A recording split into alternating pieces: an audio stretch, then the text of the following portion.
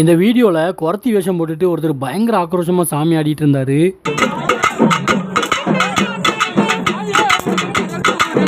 குறத்தி வேஷம் வந்து நிறைய ஊர் திருவிழாக்கள்லாம் மயான கொள்ளையில் தசராலன்னு போட்டு பார்த்துருக்குறோம். அவங்க சாமி ஆடியும் பார்த்துருக்குறோம். இவங்க வந்து என்ன சாமிக்கு ஆடுறாங்க அப்படின்னு சொல்லி நான் கேட்கும்போது ஷாக் ஆகிட்டேன். இவர் வந்து குறத்தி அம்மன்னே ஒரு சாமி இருக்கிறாங்க, அவங்களுக்கு தான் சாமி ஆடுறோம். இந்த கோவிலே வந்து குறத்தி அம்மன் கோவில் அப்படின்னு ஒன்று சொன்னார்.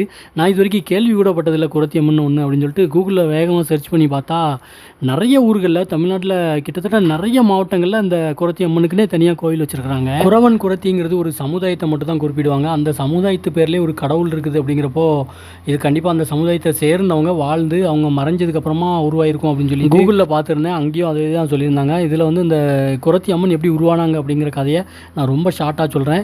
இதில் வந்து இந்த குறவன் குறத்தி சமூகத்தில் வந்து இந்த குறத்தி வந்து நைட்டு வந்து வெளியெல்லாம் தங்க மாட்டாங்க. அவங்க வந்து மானத்தை மட்டும் விற்க மாட்டாங்க அப்படிங்கிறது நிறைய இடங்களில் கேள்விப்பட்டிருப்போம். நிறைய பாடல்களில் கூட சொல்லியிருப்பாங்க. எல்லாமே இது பண்ணுவாங்க. குறத்தி வந்து எவ்வளோ கஷ்டப்பட்டாலும் மானத்தை மட்டும் விற்கவே மாட்டாங்க. அதே மாதிரி தப்பான ஒரு தொழிலுக்கு போக மாட்டாங்க. 6 மணிக்கு வீட்டுக்கு வந்துடுவாங்க. ஒழுக்கமாக அந்த ஒரு நடத்தையில் வந்து ஒழுக்கமாக இருப்பாங்க அப்படிங்கிற மாதிரி இந்த குறத்தியை வந்து குறிப்பிடுவாங்க. அப்படி இருக்கும்போது ஒருத்தங்க வந்து திருவிழாக்காக அந்த ஊசி பாச்சி மணி அதெல்லாம் விற்கிறதுக்காக ஒரு 7 பெண்கள் போயிருக்கிறாங்க ஆனைக்குடி அப்படிங்கிற ஊருக்கு. அந்த ஊரில் வந்துட்டு நைட் ரொம்ப லேட்டாகிடுது. அவங்க ரிட்டன் 6 மணிக்குள்ளே வீட்டுக்கு வரல அப்படிங்கிற பட்சத்தில் அவங்கள வந்து கொன்றுவாங்க. அந்த குறவன் சமூகத்தினர் குறவர்கள்லாம் சேர்ந்து அந்த பெண்களை வந்து கொன்றுவாங்க. அப்படி அந்த ஒரு 7 பெண்களும் ஊருக்கு வர முடியாமல் தப்பே பண்ணாமல் மாட்டிக்கிடுவாங்க. அதனால் ஒழுக்க நடவடிக்கைப்படி அவங்கள வந்து 7 பேரையுமே கொன்றுவாங்க.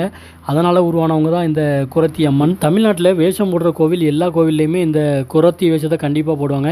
குலசேகரப்பட்டினம் தசராவிலையாக இருக்கட்டும், இல்லைனா மயான கொள்ளையிலாக இருக்கட்டும், எல்லா இடத்துலையுமே இந்த குறத்தி வந்து ஒரு முக்கியமான வேஷம்.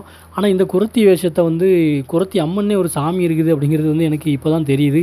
இது வரைக்கும் நான் கேள்வி கூட பட்டதில்லை. நீங்களாம் கேள்விப்பட்டிருக்கீங்களா இல்லையா அப்படிங்கிறத கமெண்ட்டில் சொல்லுங்கள்.